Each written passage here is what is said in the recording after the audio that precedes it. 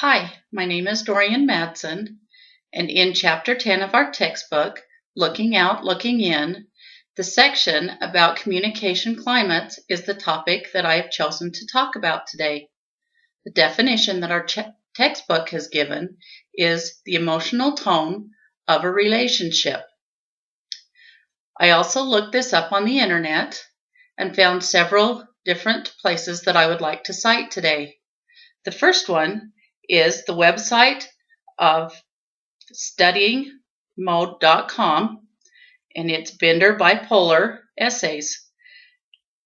The essay that I looked at was written this year, and it states that when two people talk, 6 possibilities of messaging get through.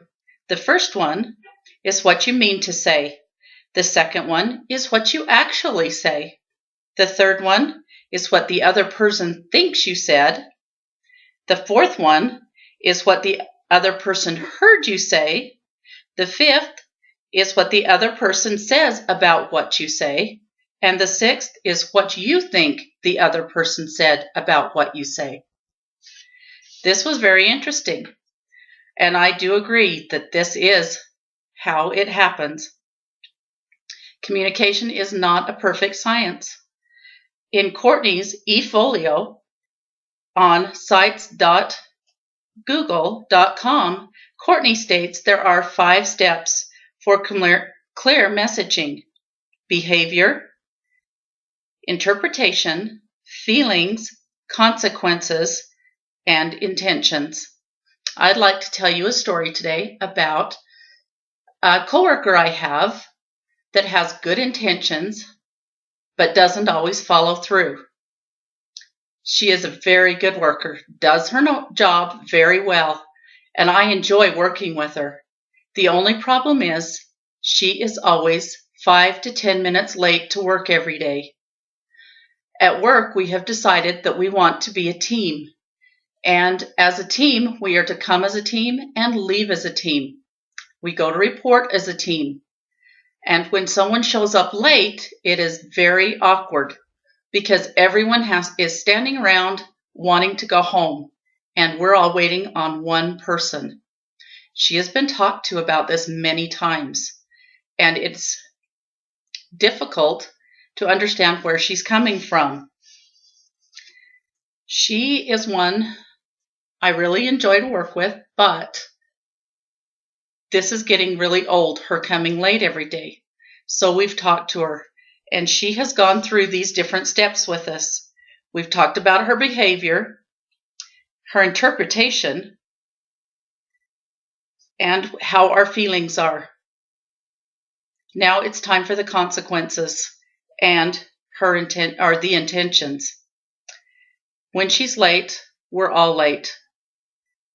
The consequences are our patients are not getting the care that they should because no one wants to stay and give a long report about their care. The intentions are, with her tardiness, she is going to be let go. It's a sad thing because she is a really good worker, and I really wish her well, but it is too hard to always have this interruption because it puts a cloud for the day. And this is my thing about we're giving report and how we are a team. My second story I want to tell is about a chart we do at home. This chart is really fun. When Dave and I first got married, we decided that I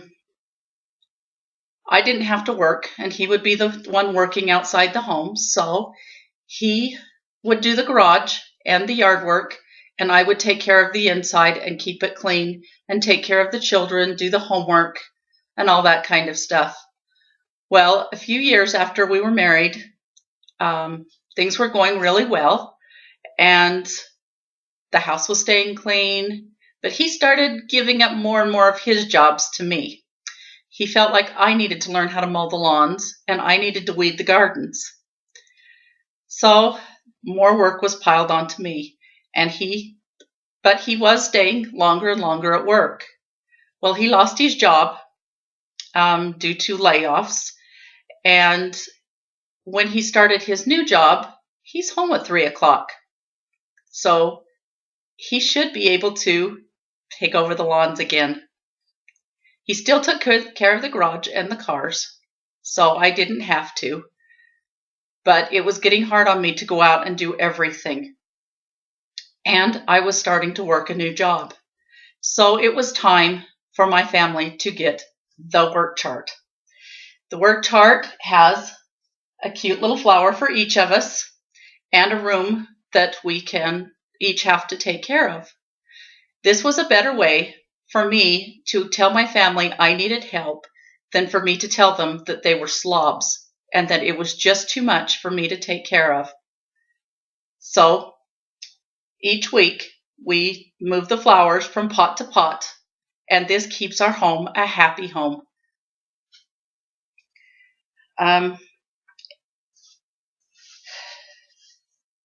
In the conclusion of an essay I found on ukessays.com, The Influence of Communication Climate in the Workplace, and it says, a pleasant work atmosphere is a very important factor for highly effective teamwork. This is not only at work, but also at home. The teamwork, as long as the atmosphere is a happy atmosphere, our teamwork goes well. I really love my family and I really love my job, and I am so glad that things have worked out the way they have. As long as the communication stays open and the climate is good, life is good. Thank you.